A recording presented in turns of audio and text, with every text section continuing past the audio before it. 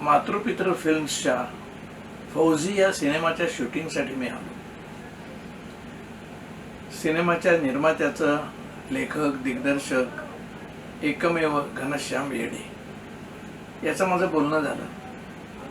प्रत्यक्षात त्याची माझी खूप जुनी ओळख, पण चेहरा काही डोळ्यासमोर येईना.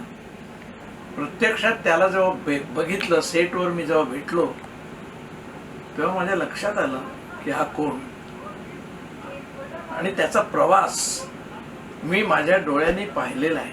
मी साक्षीदार आहे त्याला.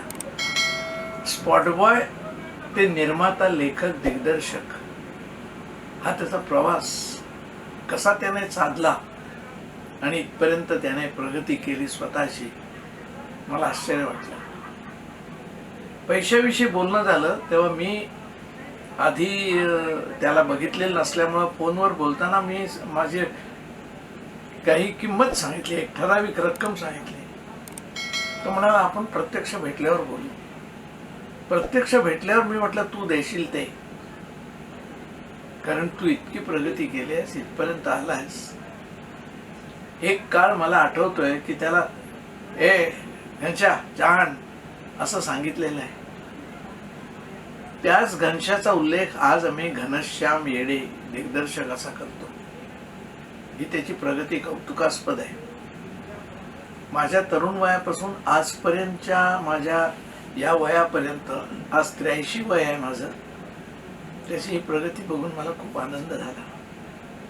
आणि हे सगळं त्याच्या निस्वार्थी मेहनतीचं आणि प्रामाणिकपणाचं फळ आहे. सेटवर तो कधीही नाराज नसायचा. सांगितलेलं काम कधीही त्याने टाळलं नाही, कंटाळा केला नाही. अव्याहत सतत 2 पायावर उभा आणि हसरा चेहरा. अशा या घनश्यामच्या सिनेमात काम करताना मला स्वतःला खूप आनंद झाला. आणि मनोमन मी प्रार्थना अशीच करतोय की प्रेक्षकांनी त्याचा सिनेमा बघावा आणि त्याला भरपूर यश द्यावं. धन्यवाद.